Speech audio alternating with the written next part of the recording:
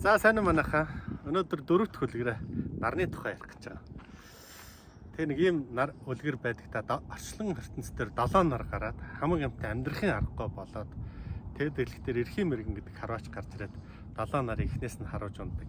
Унгаад эхэлдэг. Тэгээд 7 дахь нарыг харах гэсэн чинь хараацаа дондоор нь дайраад тэгээ хараацын сүүл салаа болоод 7 дахь нар нь баруун уулын цагуур балтгас гэдээ далд орчлоо гэдэг тийм хөлгөр байдаг. Тэгээд эндээс юуг бодож болох вэ гэхээр нэг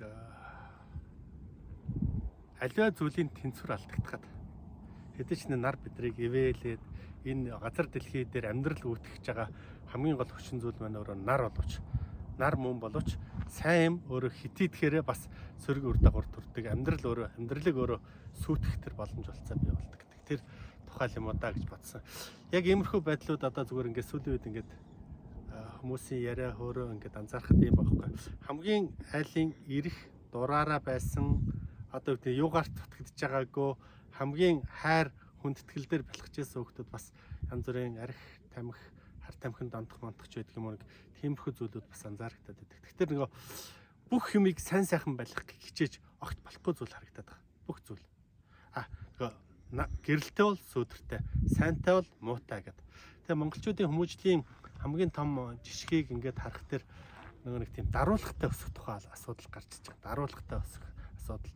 Хайрын дотроо хална гадна гэдэг асуудал байгаа хөөх. Тэгэхээр ер нь нэг жоохон тийм даруулгатай амьдралыг их багаас нь таниулах бүх юмыг тийм бэлэн зэлэн зүйл дээр өсөхгүй байх ямар нэгэн байдлаар нэг хэмлэрч хамаагүй асуудал үүсгэж одоо дутагдах гэдэг юм уу да тийм эмнэг гэдэг тийм амьдрал гэдэг өөрөө тийм хүнд хэцүү зүйл шүү гэдэг тийм мэдрэмжийг төрүүлсний дараа л за барааны танчиг дээр гэрлээ таньдаг.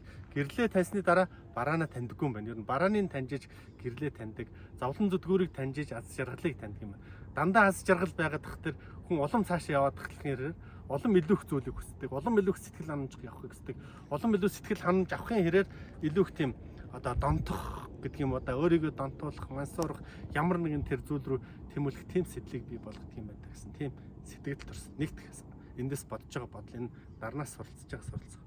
Хоёрдугаарт энэ манлайлалын тухай асуудал болж байгаа байхгүй. Тэнгэрт одоо 7 нар гарах юм бол тэр одоо үедээ манлайлагчд 7 толгой бий болох юм бол өөрөө энэ амьдралыг сүйтгэдэг. Тэр шиг нэг нар байна. Нараа тойроод одоо 9 гариг нь эргэж гин юу гэдгийг те. Тэгээд нар өөрөө энэ хорвоо дэлхийн аль нэг гариг нь аваад өөртөө залхичихгүй байна.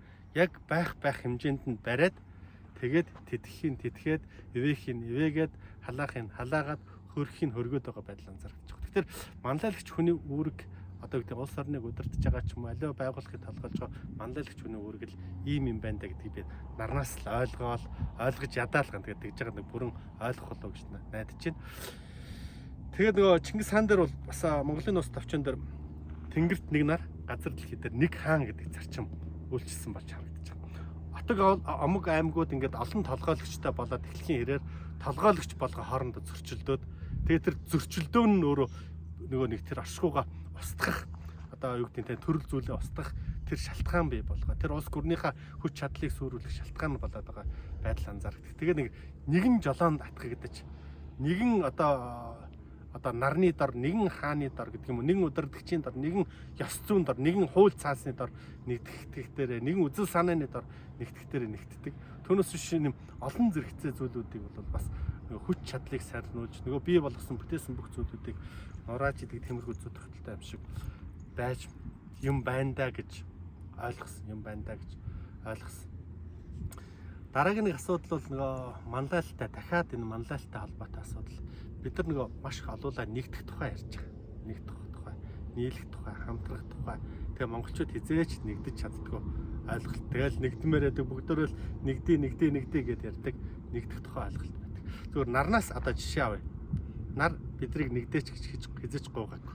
Бидрийг хураасан. Ингээд аргамжцсан. Нэг тойрондоо өөрийнхөө элч дулаан ивэл хайранд аргамжцсан байхгүй. Тэгэхээр одоо бид нар би мундаг, бич нар болно, би мундаг намайг тойроод нэг гэх юм бол энэ хизээч нэгдэл болохгүй байдал анзаарагдаад байгаа юм л да. Тэгэхээр нэгдэл бий болохын тулд юу вэ гэдэг тэр одоо монголчуудын нэг нэгдэж чадахгүй байх хамгийн том шалтгаан нэгнийхээ тухай ярьж байгаа юм.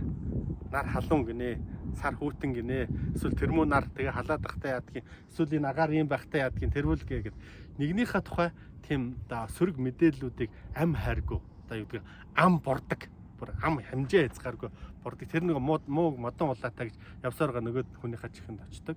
Тэгээ тэрнээс болоо тэрмүү тэгээд тахтай яадаг. Адилхан би нар юм чинь, адилхан би мондог юм чинь, адилхан би тэнгэр зайтай юм чинь тэгээд тахтай яадаг гэдэг. Тийм асуудлаас болоод энэ нэгдэл бий болж байна. Нэгдэл яадгүй гэдэг тэр нэгнийхээ тухай сөрөг мэдээллийг, сөрөг сэтгэлдлийг, сөрөг бодлыг, сөрөг үг яриаг хизээч гаргаж чадахгүй өөрийнхөө юу гэдэг бүх зүйлийг эерэг өр сэтгэлээр дэвсэж хандж байгаа тэр тохиолдолд тийм газар ингээд хүмүүс тогтдог. Яг нар шиг илч гэрлээ харамгүй харилдаг. Тэгээд юу гэдэг те харанхуйдаа үзүүлж чаддаг, гэрэл гэгээч үзүүлж чаддаг тийм одоо тийм орчинд хүмүүсийн нэгдэл үүсдэг юм байна гэж бодсон. Энэ нэгдлийн тухай би бас дараа нэлээд лавшруулж өөр одоо зүйлүүдтэй холбож ярихыг хичээнэ.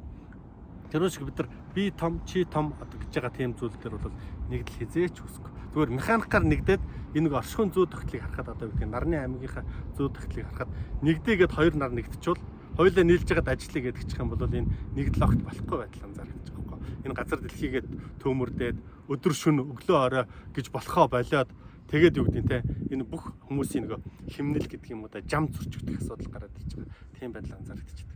Монголчуудын удирдлагын систем, менежмент гэдэг юм уу да удирдлагын тогтолцооны зүйлийг харахад бол нэг толгой дээр хураагдаж, нэг толгойгоо харин таллаас нь дэмнэж өөрийнхөө чадхаараа зүйлээр нь 9 гариг дагуул гэдэг шиг чадах зүйлгээрээ дэмнэж хим эрчмийн солилцоонд орж иж тэр оршихуй өөрөө бүрэн бүтнээр оршдог.